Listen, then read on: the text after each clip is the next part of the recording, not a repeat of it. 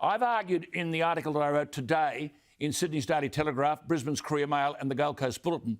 I didn't write the headline of the story. The editors headlined it, "Suspension of Belief, Overlooking Facts and Failing to Have Proper Conversations." Now, in other words, I am arguing that what we are forbidden, what we are prevented from telling you, which I believe you're entitled to know, but unless you toe the line, you're cancelled.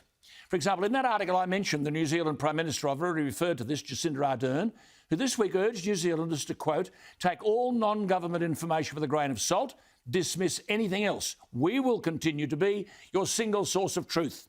And that New South Wales Health Minister, who's become a health hazard, has said the same thing arrogantly and dismissively, arguing, dismiss the ideas that aren't based on science or medicine. I mean, that's nonsense. On so many issues, science is never settled. Science is about testing theories, challenging received truths. There's no one science on climate change, coronavirus, vaccination or masks. Testing a plurality of views is what we should be doing. Are we saying in 2021 we should be denied those views? Jacinda Ardern says of her government, "We'll continue to be your single source of truth." The United States President is telling big tech to get on side with government and censor voices the government doesn't like. This is nothing more than a crackdown on the free exchange of ideas. We are in deep trouble when the leader of the world's democracies, America, is instructing private companies to abridge the freedom of speech and of the press to the point where big private companies are acting as functionaries of government. The journalist Glenn Greenwald, who helped publish the whistleblower Edward Snowden's surveillance abuse in 2013, called the union of corporate and state power, and I quote, "one of the hallmarks of fascism." I've said many times, the real pandemic is the failure of a politically correct society to give the public access to a plurality of views. Well, enter again into this field the cognitively declining President of the United States. This bloke continues to get a saloon passage, a free run. His incoherence is unchallenged. Here he is talking to a CNN town hall meeting. Now, of course, CNN are mouthpieces for Biden. And you'll see here another example of embarrassing, stumbling incoherence. He's asked, "What's your message to parents and educators about kids returning to school when kids under 12 are not yet vaccinated?" Listen to the President of the United States. Everyone under the age of 12 should probably be wearing a mask in school. That's probably what's going to happen. Secondly, those over the age of 12 who are able to get vaccinated, if you're vaccinated, you shouldn't wear a mask. If you aren't vaccinated, you should be wearing a mask.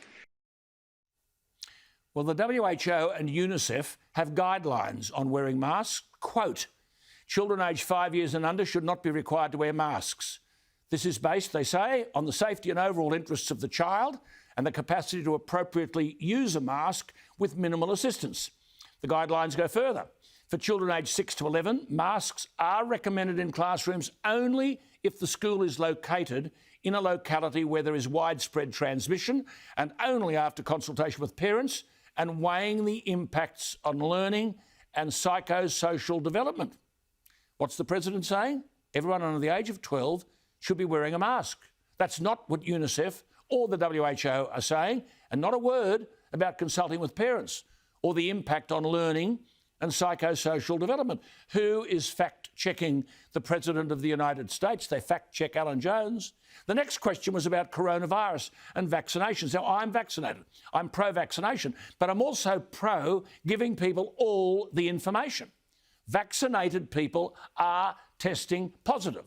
The vaccination, as I have said, limits the likelihood of people going into hospital if they catch the virus.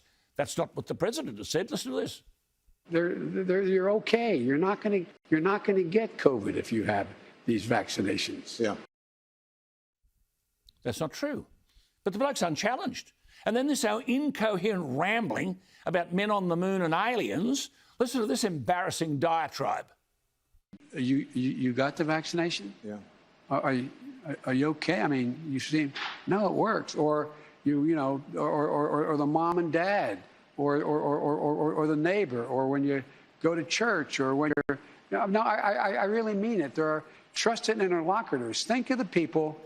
If your kid wanted to find out whether or not there were there's a man on the moon or whatever, something, or, whether those aliens are here or not. Who are the people they talk to beyond the kids who love talking about it? What? Man on the moon, something. What the hell has this got to do about anything? This is a town hall meeting. The bloke's unchallenged and he's rambling. Listen to this. He actually tries to explain what the question is and then makes an appalling mess of answering his own question.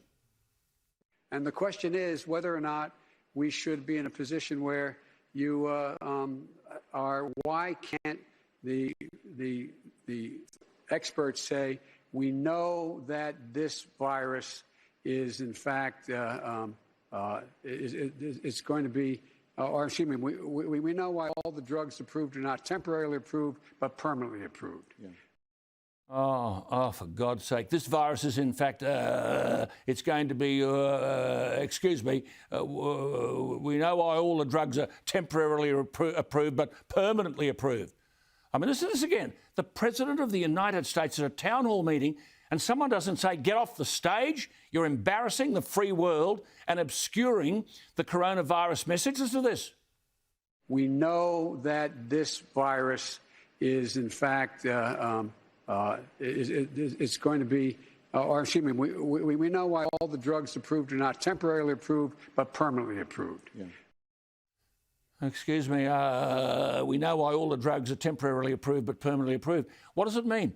The only thing he got right was he reckoned the dog was a Democrat. He said, I can tell. Is that because it's got droopy ears and doesn't look too bright? Listen to this.